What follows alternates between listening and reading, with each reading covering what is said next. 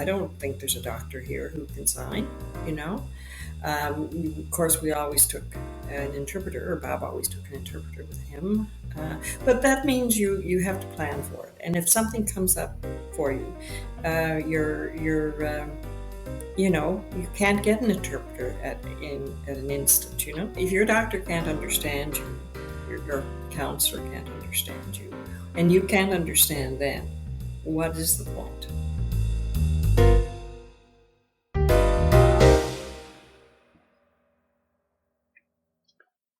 Welcome to Some Stutter Law, Newfoundland and Labrador's first podcast about living with communication disorders. It is a production of the Communication Collaborative. My name is Greg O'Grady. I am a person who stutters and your host. Some Stutter Law aims to rebuild confidence and hope for people who live with communication differences by dismantling myths, stigmas, stereotypes, and barriers. For more information about the Communication Collaborative or this podcast, you can find us at somestutterlaw.ca. If you only get one thing from this podcast, we hope it's this. It's okay to stutter, and it's okay to communicate differently. It's not how we communicate that's important, it's the message that's important. Today, Some Stutter Law welcomes Susan Rockwood Khaladkar. Susan joins us today to help create awareness, education, and understanding and acceptance about the deaf community, their communication challenges associated associated with being deaf, and to honor the memory of her brother Robert, now deceased, by sharing of his lived experiences as a deaf individual. Susan, our condolences on the loss of your brother. Susan is a senior citizen who worked in public affairs, marketing, and communications for 30 years.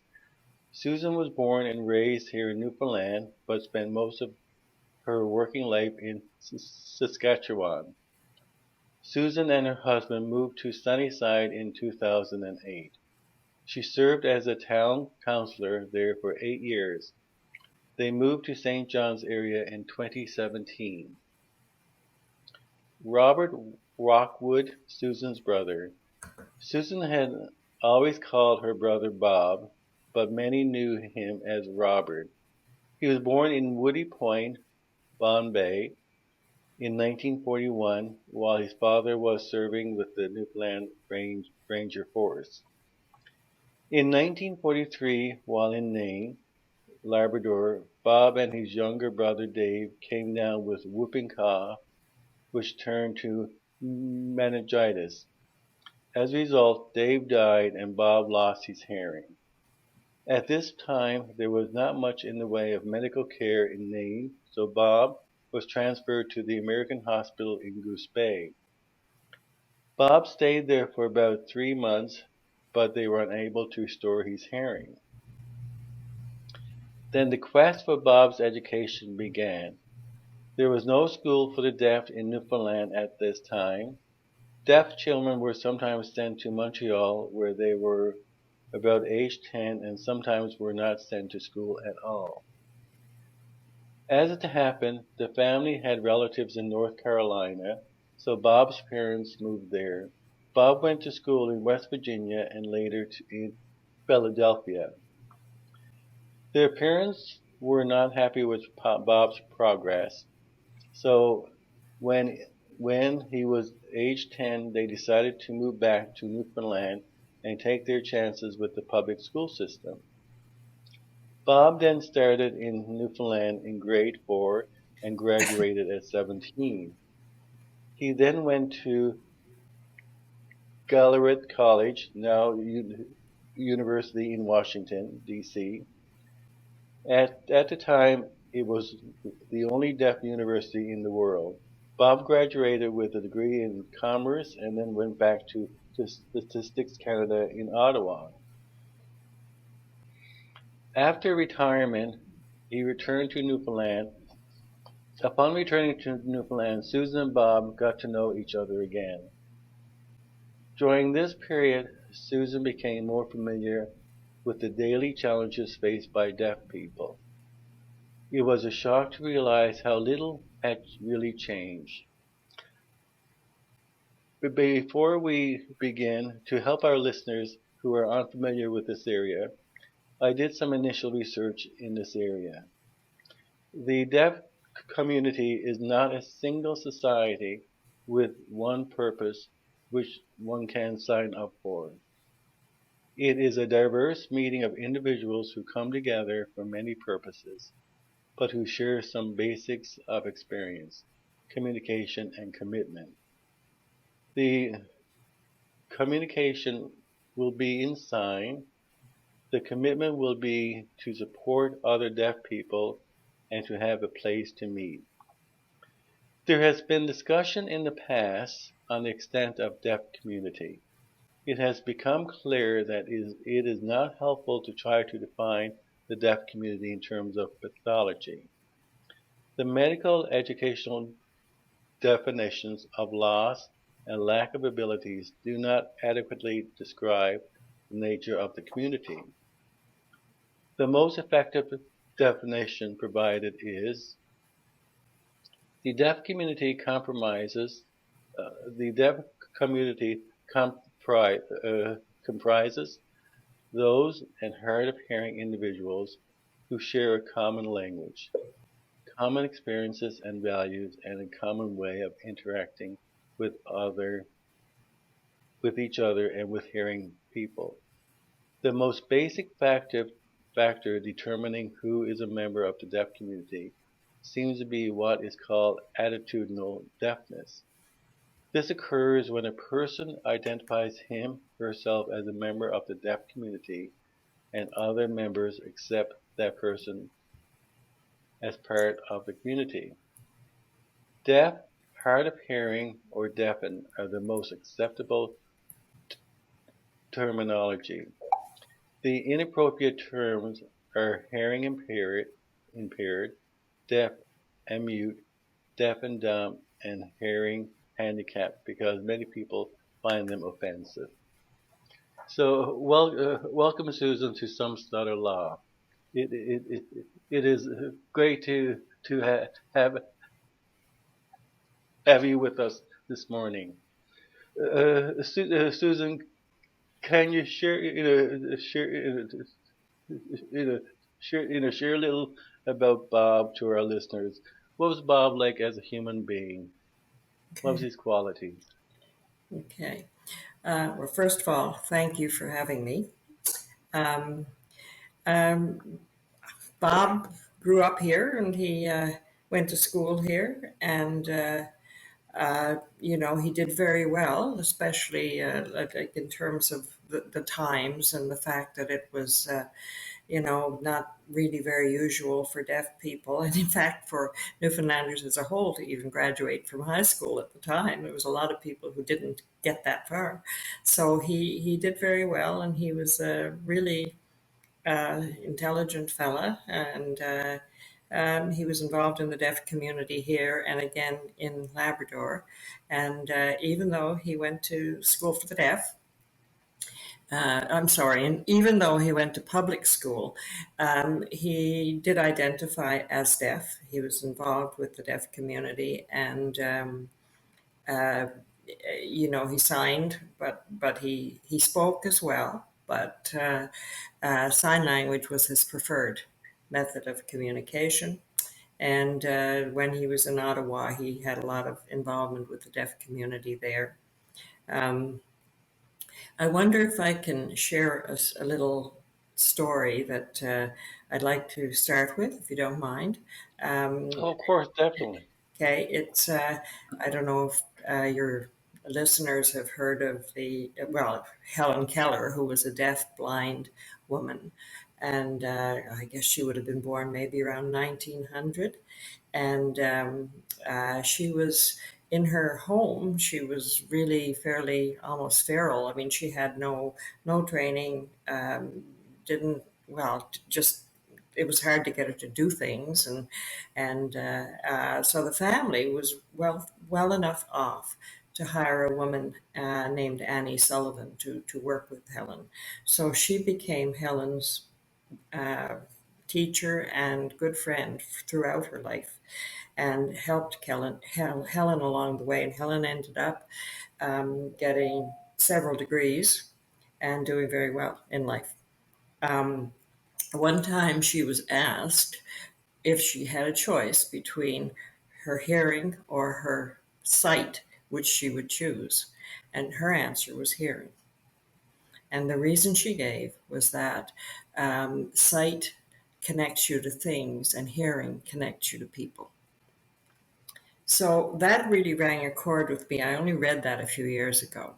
And it rang a chord because throughout my childhood and adult life too, I guess, but not so much when I was older, when people knew my brother was deaf, um, they often reacted and said, oh, well, at least he's not blind, as though one chooses or as though one is Mm-hmm. worse than the other. To me, both are equally bad. But I think when people say that, they are missing the deafness, the problem with deafness, which is primarily communication. It's not about whether you hear the birds sing. It's not whether you hear the cars going by on the street.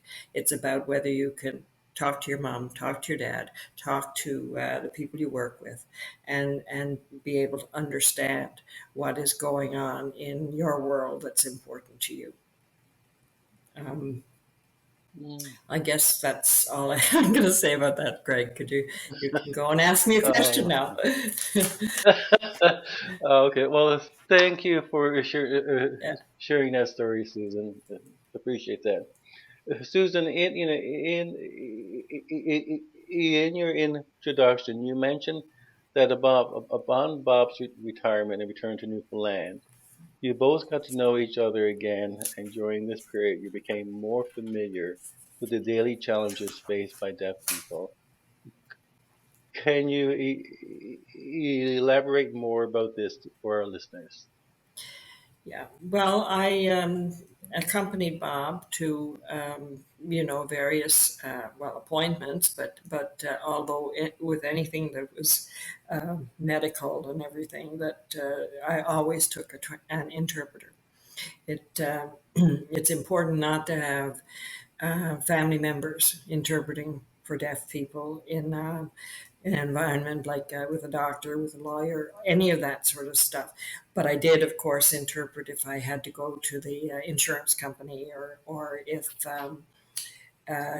he's renewing his driver's license or something fairly straightforward. Then I did interpret, but and it was important for me to be there because you'd be surprised how often, oh, they call out somebody's name, for example. Now, Bob doesn't hear that. Mm, So it really came as a bit of a shock to me that it was not really that much better than it was, 50 years ago when people were really had very little awareness of the deaf community.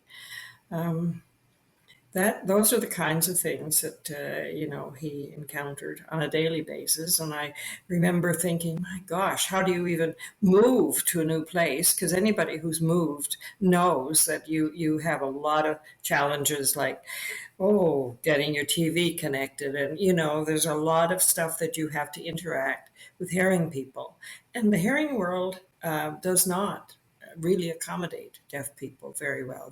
There's a very deaf people are often said to be invisible.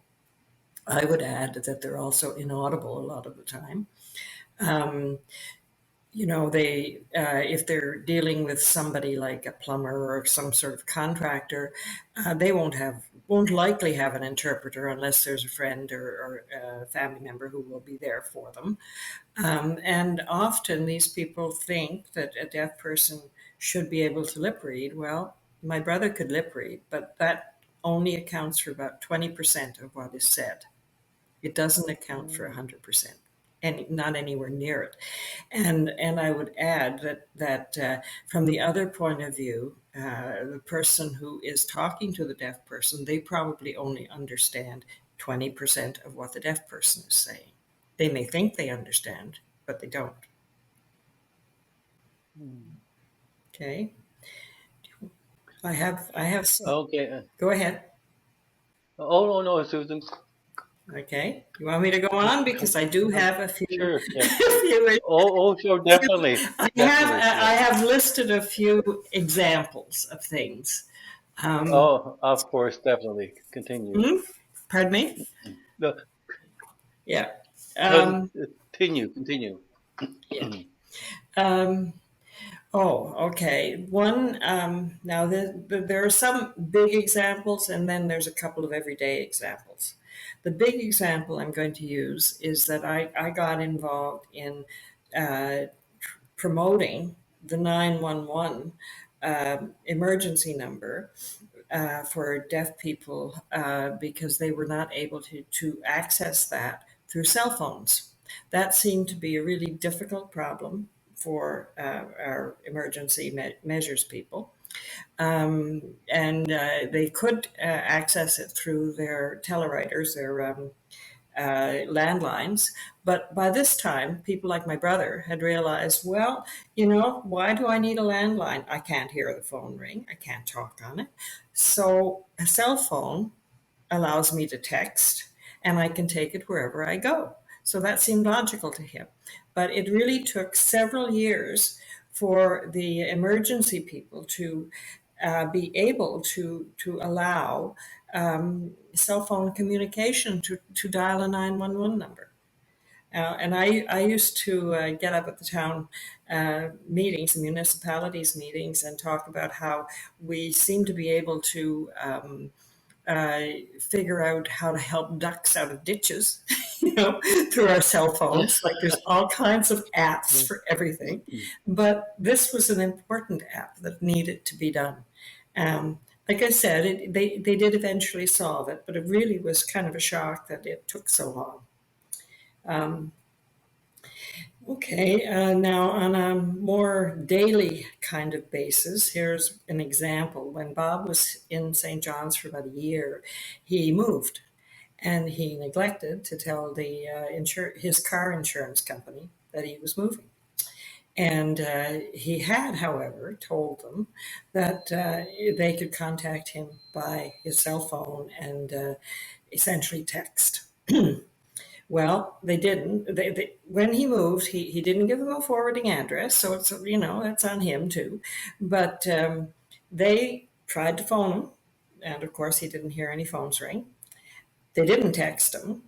Um, they sent him a letter, but now he'd moved, so it didn't arrive at his address. So it wasn't until he realized he was no longer making payments and everything that he went to see them and discovered that his insurance had in fact been cut off. So Mm, that was an example. Another example relating to cars, I guess, is that he wanted to join CAA, and I went with him to that meeting too. And he asked if it was okay to use a cell phone to contact CAA, and they assured him it was. And then they added that, but they'd have to call him back to verify. So now again, you're back at okay, so mm, they're phoning you, but you can't hear the phone ring, you know? So mhm, Bob had entered this world of technology, but the hearing people hadn't understood how they can use it to the advantage of customers who might be deaf and probably lots of other people as well. Okay. okay.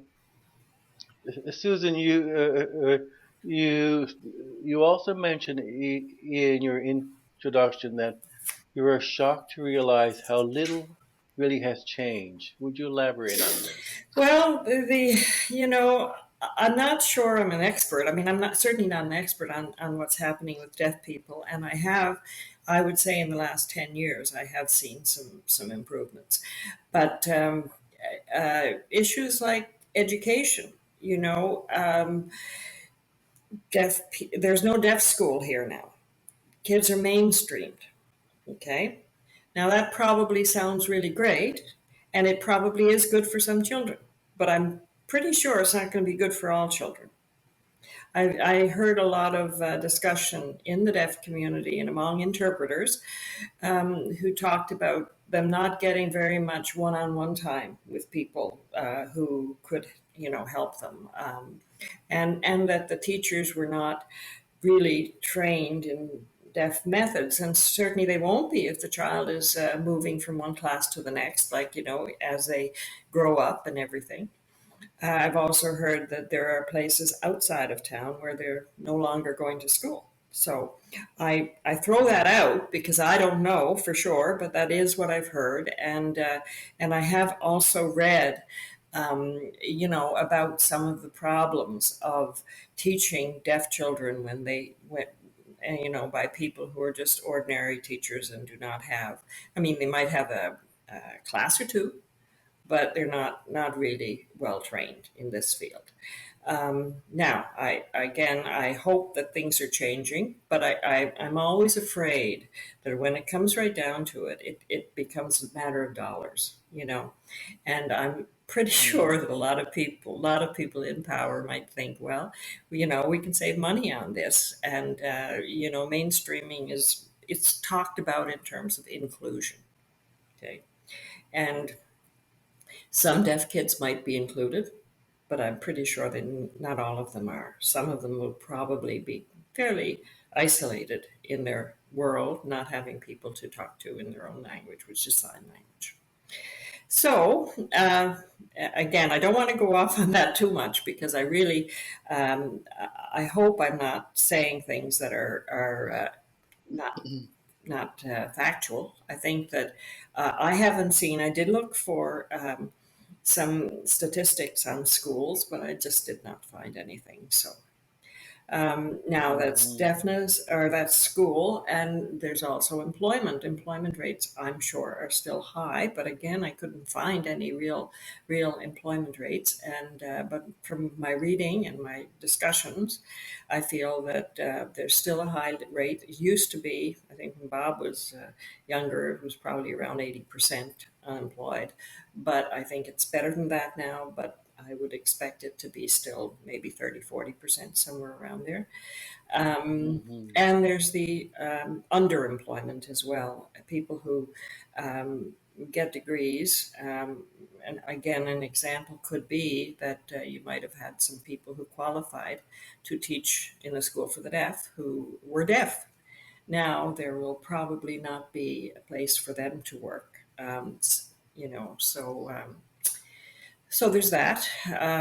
What else? Medical care is another area where, from my reading, it's they don't.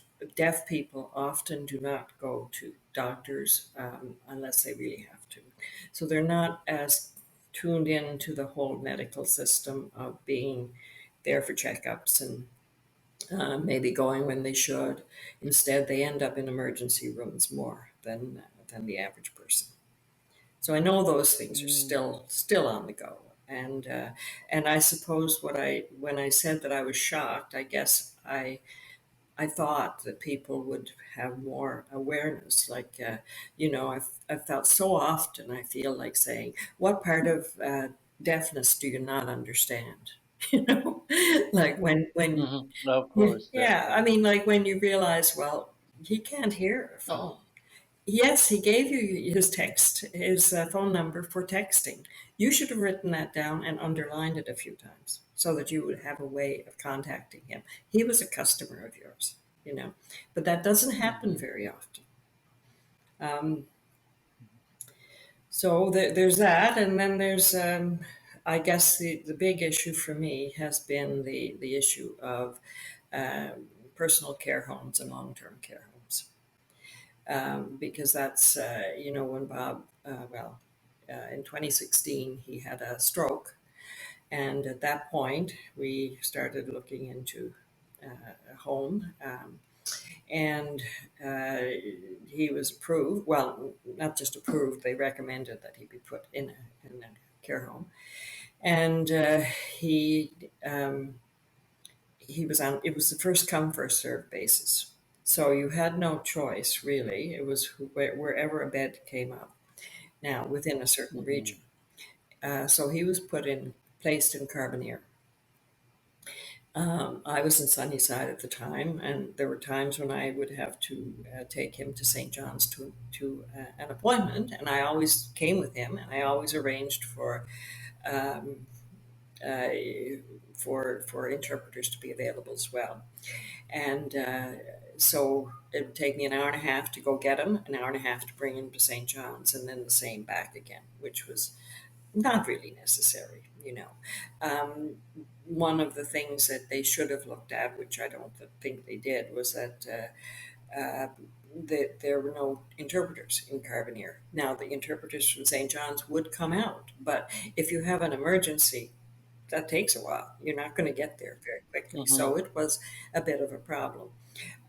But the way our system works really is that anybody who wants to be in a particular location, they go with whatever they get first, and then they have to apply to transfer to another place. So Bob applied and he transferred to Cambridge Estates here in St. John's in about 6 months. Cambridge was good. It happened that the executive director had taken an interest in deafness, and she was doing her third or fourth class in sign language. She also arranged for deaf the deaf community to come in once a month for card games and socializing and that sort of thing. Use their boardroom. That was lovely, you know. And Bob, of course, was Mm-hmm. part of that. Um, so that worked out fairly well. But then he had another stroke, and that left him where he needed 24/7 care. He could no longer eat, and his mobility was okay until the pandemic hit. But once the pandemic hit, he got Mm-hmm. less opportunity to walk with me or with their recreation person and that sort of thing. So he lost that ability at that time. So and I found like there were some staff that were pretty good, and but you know some of them well, they're busy people. I mean, I can't blame people for being too busy, which I think they are. um, you know, and but the other thing that I found really kind of annoying, I guess, is the way they seem to switch staff around a lot. And I think this happens in hospitals too. At least it did when Bob was in Mm-hmm. the hospital. But so then, and somebody who kind of got to know him a little bit might not be back for another week, you know, or would be in another wing of the Mm-hmm. hospital. And I don't, Mm-hmm. you know, I'm not used to that. I'm too old for that kind of thing myself. Yeah. What the deaf Uh, community would uh, uh, is a wing to be allocated for them somewhere in St. John's where there would be interpreting services available. Maybe there would be people on staff who would be able to sign. Maybe they would even hire some deaf people, and that's really would be the ideal, and mm-hmm. it's what happens in many communities. I know Halifax has that situation. Here, part of our problem, of course, is always that we don't have a very large number. You know, there may be, I don't know how many people would be in long term care right now, a few, but, you know, that will increase as well, at least for a while, when the baby boomers are getting to that stage. So, Mm-hmm. Susan, you know, listening to you now, we're talk, talking about the quality of life hmm i- issues here for yes. the deaf community. When when I was doing my research, Susan, I didn't come across any and any information about the mental health supports of the deaf community. Did Bob talk about how how, how he felt about being deaf and what do you feel Bob's emotional state was Yeah. overall?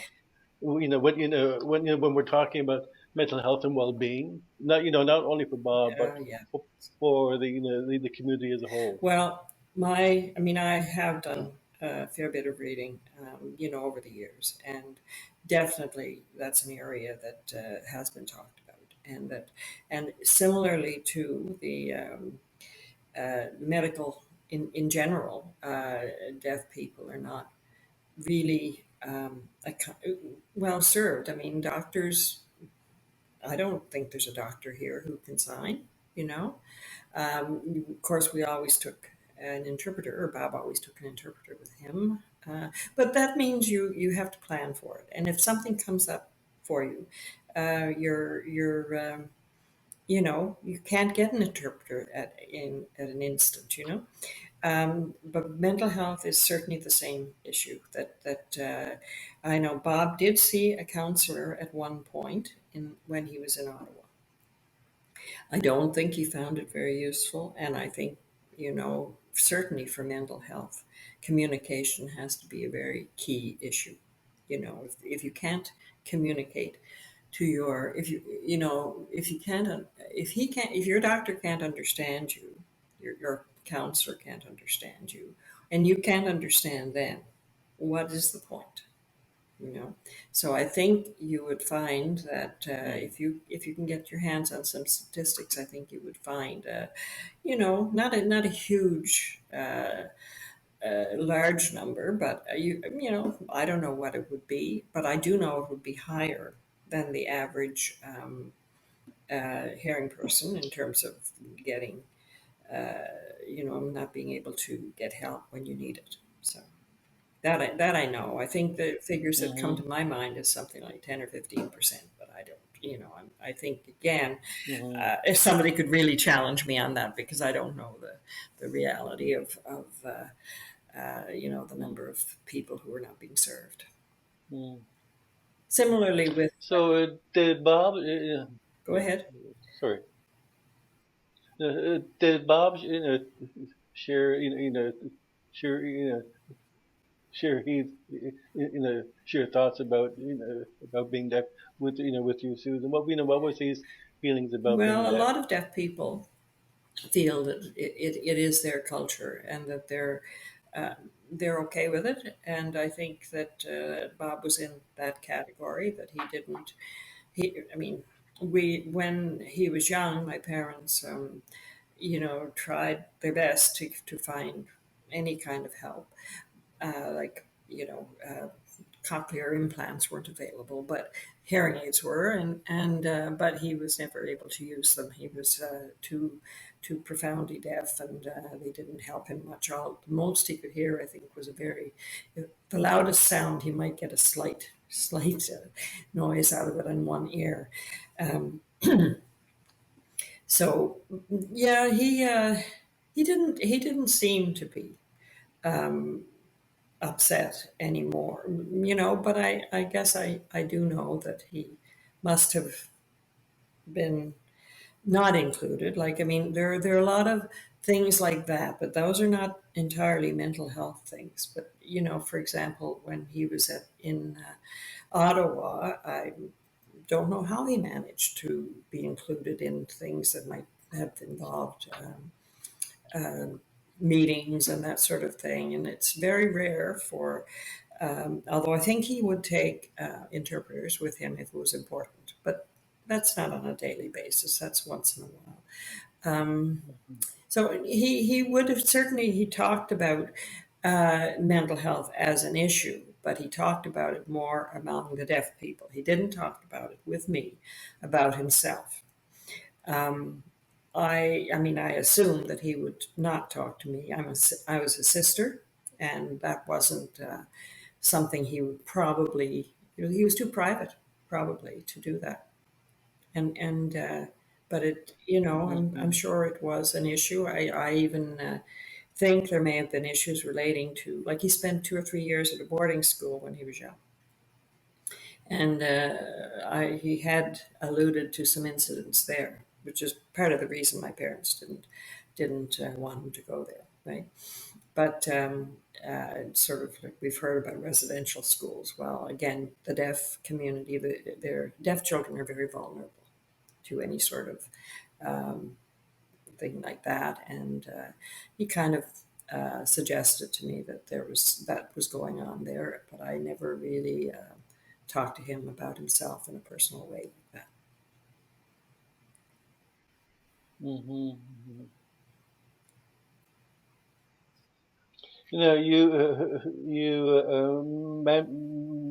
mentioned, Susan, that that with the closure of the Newfoundland School for the Deaf, the NLAD and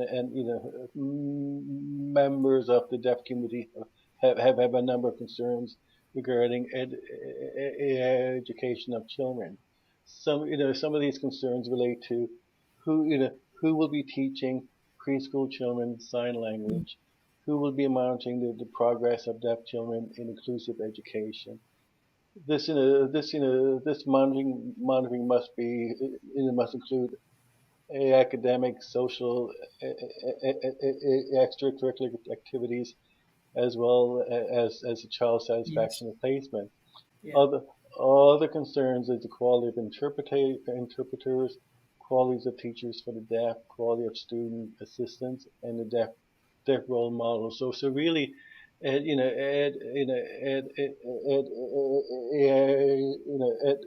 education for the for children who are deaf is is a definite priority. Do you feel, Susan, that that that there's that there's an, any movement in this area to provide more supports for children who are deaf, or have things Well, improved at I all? don't think they would ever go back to having schools for the deaf again. I think that they see this as more inclusion in society and mainstreaming and that sort of thing. But I do think they're probably not um, providing the supports that the children need. I mean, I have to admit here, my father was the one who set up the School for the Deaf in the first place. And his attitude was that all deaf children are not alike. Nobody's, all Mm-hmm. hearing children are not alike. And uh, they use signing and oral methods at school here. And dad would say, well, a child just, there was a movement to use only oral methods, which again now is mainstreaming. So because they believe that all deaf children should be able to lip read and speak. But dad would have said, well, not all deaf children are alike, and a child should not miss out on their history lesson because they have to read lips and that sort of thing, because not all of them can. Mm. And I don't So think they'll ever go yeah. back to that, but I would hope that there would be more what best practices. I think in trying to use best practices that are being found in other locations. Like I think they still have a school for the deaf in Ontario. Um, Maybe there's a good reason for that.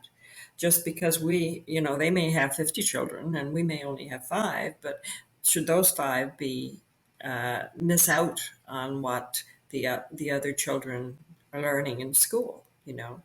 Um, so I Mm-hmm. think that they're probably not providing the level of support that they need. I know they weren't at one point. 5 to 10 years ago is when I was more involved in this kind of discussion, and at that time the deaf community was quite worried about what level of education that the kids were getting, and worried about them learning sign because they felt that it was important for them in terms of their future and being able to communicate with people who speak their language. Sign language has been designated as an official language, um, but firstly by the UN, but it's also been is considered an official language in Canada. And that is to enable people who speak that language to be part of our community. You've probably noticed in the pandemic, a lot of the premiers press conferences always had somebody signing in the background. That never happened before. That's the first time I've ever Hmm. seen it here, anyway. No, we did. And it's wonderful to Yeah. see that. And I think that there should be more of that. I mean, perhaps there should be interpreters Mm. employed by government to be on hand, although that might be asking a lot. But we need a lot more of that. I mean, like, I know Bob went to sometimes he went to a meeting that was an interesting topic for him, public meeting, and he did take interpreters with him. But if you have to pay for that, that becomes an expensive thing for a deaf person to do, right? But I don't know how much it Mm. costs. And Yeah, but now the medical yeah. system, they You see, go ahead. sorry, You're frozen. no, the oh no, no, no, this was one of my questions. Who actually pays for for the the interpreters? Yeah. Because you had mentioned that Bob had to arrange for his own uh, you know Well, it, own interpreters. You also had to arrange yeah. for it. Look, are there any subsidies Well, available I to cover not any that I'm costs? aware of if you're doing it as a private person, like if you, but I would think that like when he had interpreters in Ottawa, probably the employer paid for it, and certainly within here, the medical system was paying for the interpreters. So I think that's very common. I think that a lot of the interpreting that is done is with professionals, and I'm sure legal people as well. If you have to see a lawyer, I think that would be covered.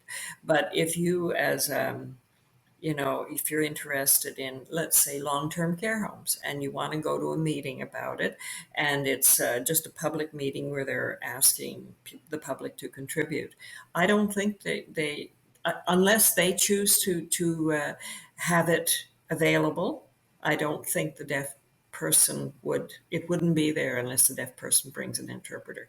But I think you can request it. So I think in a lot of cases they might be able to do that, and they just a lot of the time they probably just don't think of it.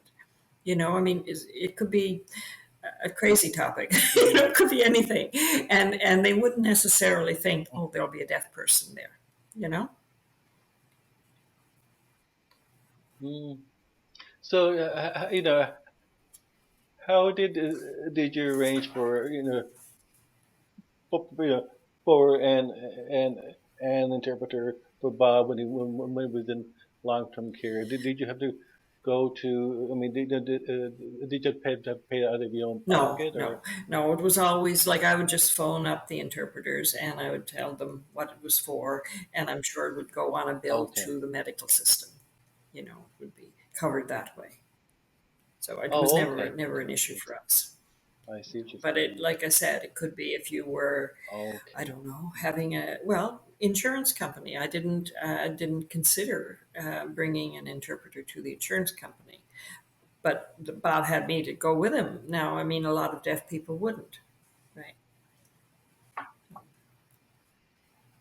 Mm. Or CAA. I mean, we went there You to know, make an for inquiry. You know, you wouldn't take an interpreter to that. You're just trying to find out how it works and whether it will be of use to you. Correct. You know, so Mm. Susan, for the the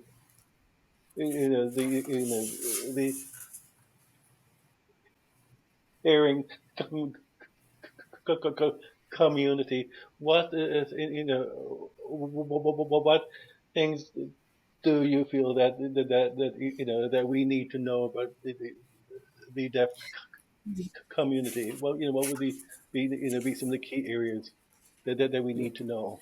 well, I think that for me, I'm really interested in seeing things improve in the care homes and everything. Um, but I think that I'd probably leave you with a few different thoughts. One is that the UN has Mm-hmm. what's it called? I can't remember. The UN has guidelines for uh, people with disabilities or for dealing with people with disabilities. And there are a number of things there that perhaps authorities should be looking at to make sure that they're not under, that they are meeting the standards, the standards of today.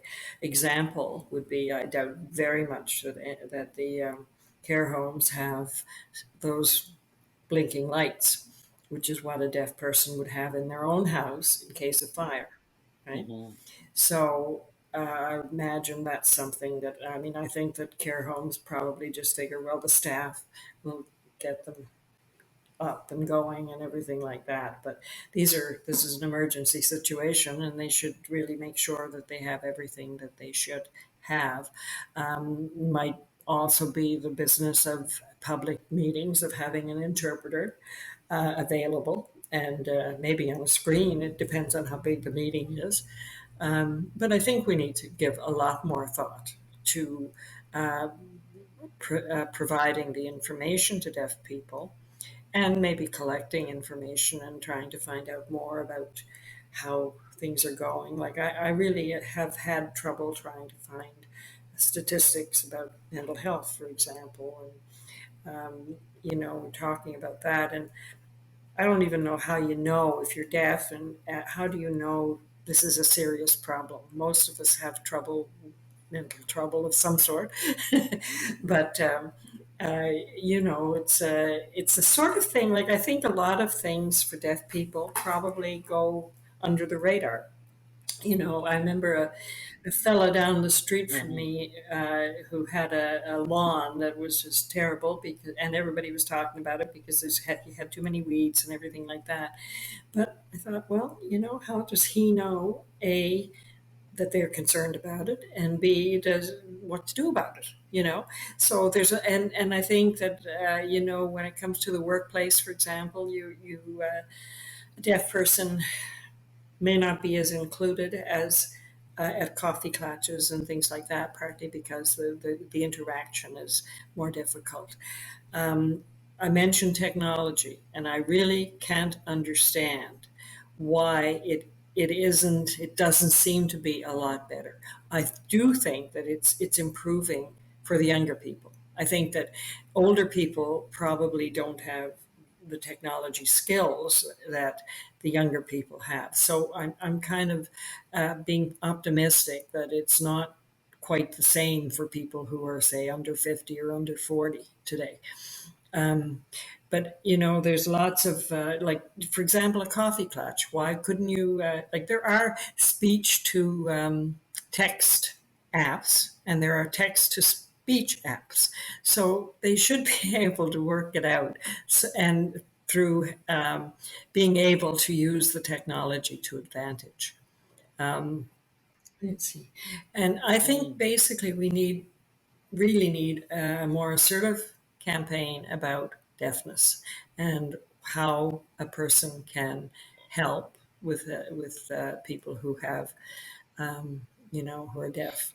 So, And I think that, like, I think, I'm sure they must be doing something, like, I'm sure the fire departments and the police departments and all those people must have some form of training. But I don't, it may not be enough. Mm-hmm. And we need to maybe think more Mm-hmm. creatively about how we're dealing with some of these issues. Mm-hmm. And I think the doctors need to Yeah, have that kind of training too. of course. Now, I'm thinking now. Do you have any, thoughts or recommendations about, fast Fast food food places places. I or, that was the yeah, yeah, yeah. I That's not one I was go. thinking about. Like, would you like to expand on that, Greg?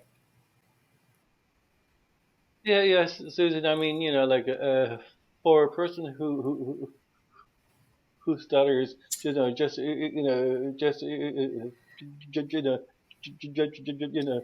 to go through Oh, a drive-through, or else just to stand in line within McDonald's to order coffee causes a lot of okay, all anxiety and right. a lot of stress for people who stutter. But I'm thinking for Yeah, the deaf community should fast food places starting to start thinking about some accommodation to meet their needs. yeah. Well, some of them now. Just Yeah, thought, well, some just of them now have the screen inside, and you can order it from there. yeah, And they could have that outside as well, that you wouldn't have to ask. yeah, Um, and I think you can order, yeah. probably have an app on your phone to order it. So I suppose that's kind of helping, but it's yeah, I don't know. I don't know. Bob would have gone in. Oh yeah, I mean, Bob would have gone in, I yeah, think. yeah, oh, well, yeah, okay, because like I'm thinking that I mean, there are apps, but when you want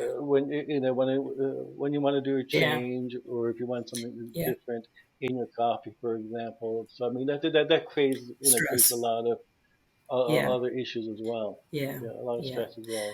Um, Okay. So Susan, when if if I meet a person who is deaf, what would would you recommend? I mean, the general public do when we meet people who are deaf. okay. So what would I Like, suggest? no, if yeah, if if I if I encounter a deaf person, how how would I communicate with them? Not Yeah, having any information about deaf sign language. So, what would you suggest that I do, or the yeah. general public? Well, I mean, I guess be friendly. Now, usually, if you're meeting, either um, using notepads. That's always been one of the things. I mean, it's not perfect, but it's at least it's you know, maybe you're at a wedding or a funeral or something like that, you can certainly ask, how do you know that person? But you have more or less have to do it by note. You can again, you're limited because you can ask a question, and they probably will understand what you're saying if you ask a question, but you won't be probably involving yourself in a long conversation, probably, unless you find that the person is quite skilled at it, but that's what I would say is just, be friendly, um, probably ask simple questions, and then that's about probably all you can do in that situation. Um, Yeah, I don't know. I mean, I'm sorry, I can't answer the question very well. Mhm. Um, like like in terms of the provincial and federal responsibilities to provide supports and services. What do you think would would be one of the key areas that that our province should focus Hmm. on for support? Well, I think most of these things probably fall under the provincial government. Would you? I'm asking you if you Mhm. agree with me because you've been, Yeah. yeah, yeah. Definitely, definitely, definitely. And I think that what they need to do is to work with the Association for the Deaf and perhaps make themselves well more aware of the issues involved. Now, there's also the what is it? The Council of Disabilities is also involved, but I don't know how much they have had to say about deafness really. So I think basically working with the Newfoundland Association for the Deaf and developing, I would say, a long-term plan that would build awareness, ensure that the people who are dealing with deaf people on an ongoing basis, like police, firemen, doctors in particular, because that's for everybody really. And I think that they should be making more of an effort to provide supports for the deaf people themselves and also build the awareness, more of an aggressive awareness campaign about deafness and the sorts of things that people can do to make them feel more comfortable. Like, for example, if they're, I mean, I do know that that they're not getting the level of medical care that they need, and I know that that's true of the mental health issue as well. So that's an area where they could, be talking to the organizations and trying to work with the NLAD and the medical associations to ensure that some meaningful and good, services are provided. So, Hmm. so Hmm. that's So, Susan, sorry, yeah. So now, do you have any yeah. closing Um, Not really. I comments think I've now? Yeah. covered most, but I think the awareness is important. And I think that, perhaps there's been dropping of the ball in a sense, partly because people are very, in today's world, we deaf people and all people with what are defined as disabilities seem to not want help in the way that people used to, you know, give help. So I think that we no longer really know when when we need to step in or to help those persons. I remember Bob telling me of an incident in Ontario where a deaf person came to the till with his with a winning lottery ticket. I don't know how much he was winning, but the till person checked it and said, no, it's not a winner. And fortunately, some of the other customers stepped in and said, yes, it is, because there were uh, the cash register Oh. had dinged a few times or whatever. So there was an example where some people stepped in and said, "No, you're not. You're going to keep that for yourself," basically.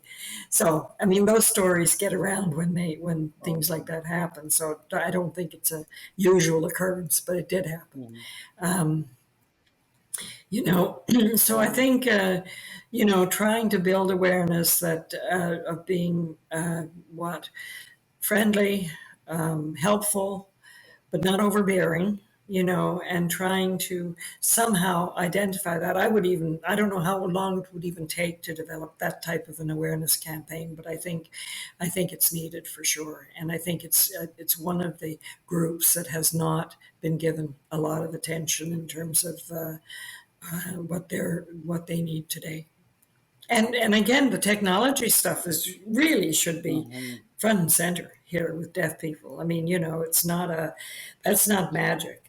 People are using our technology these days for so many things that, we should be using it more creatively to overcome some of the problems of deafness.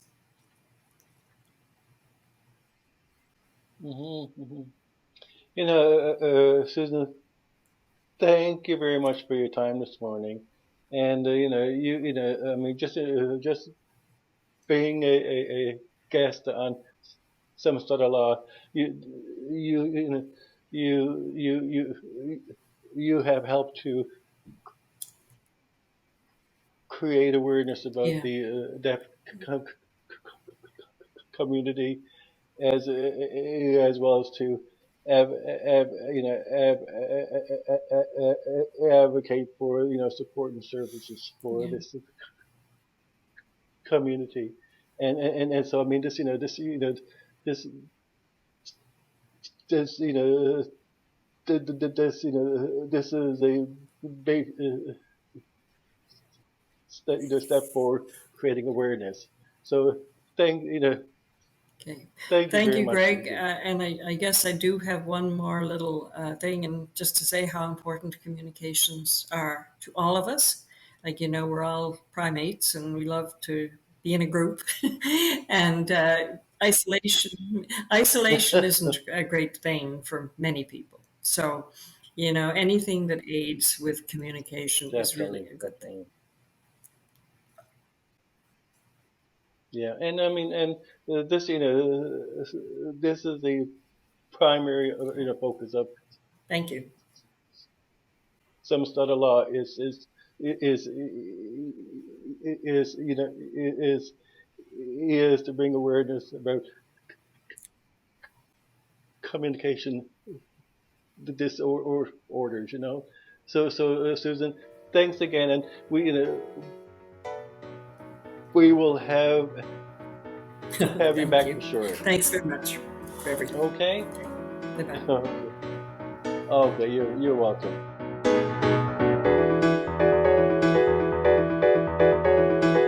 Some Stutterla is hosted by Greg O'Grady. It is produced, recorded, and edited by Paul De Decker, as well as Luca Dinu, who, by the way, wrote this jazzy theme music. Leah Bugden and Alicia Megison command our pages on Instagram and TikTok. Editing assistance was provided by the Labrador Languages Preservation Laboratory, or Labradory, at the Memorial University of Newfoundland. You can listen to or subscribe to this podcast on Apple Podcasts, Google Podcasts, Anchor, and Spotify. Video versions of each episode are found on our YouTube page. Some Stutterla is a production of the Communication Collaborative. Thanks for listening.